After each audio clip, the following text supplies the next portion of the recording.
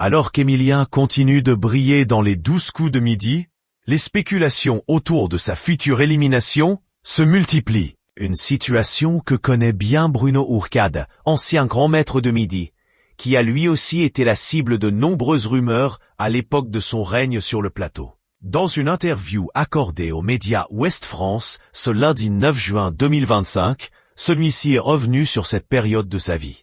Depuis près de 2 ans, Emilien enchaîne les victoires sur le plateau des 12 coups de midi diffusés sur TF1. Avec plus de 2 millions d'euros de cagnotte, il détient désormais le record de la plus grosse somme d'argent remportée dans un jeu télévisé français.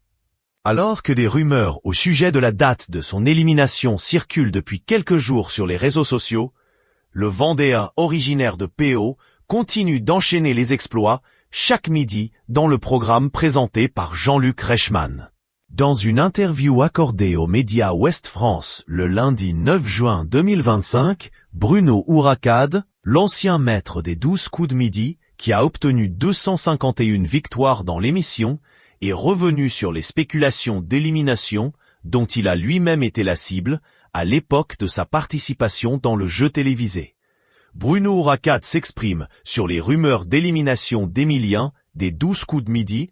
Durant sa participation aux 12 coups de midi, Bruno Ourcade a lui aussi été la cible de nombreuses rumeurs sur son élimination. Plus le temps avance, plus les gens se disent que ça va s'arrêter. Ça fait partie du jeu, explique-t-il à ce sujet. Revenant ensuite sur son propre parcours, il souligne les différences notables avec celui de son successeur. Le contexte était quand même un peu différent pour moi. Mon parcours a débuté en 2021, avec des consignes strictes vis-à-vis du Covid, et donc sans public sur place, contrairement à Emilien, qui a, lui, beaucoup de monde pour ses enregistrements. Selon lui, cela a sans doute facilité le fait que la date réelle de mon élimination ne fit pas. C'est même ce qui est drôle. Régulièrement, des gens annonçaient mon élimination, mais personne n'avait la vraie date.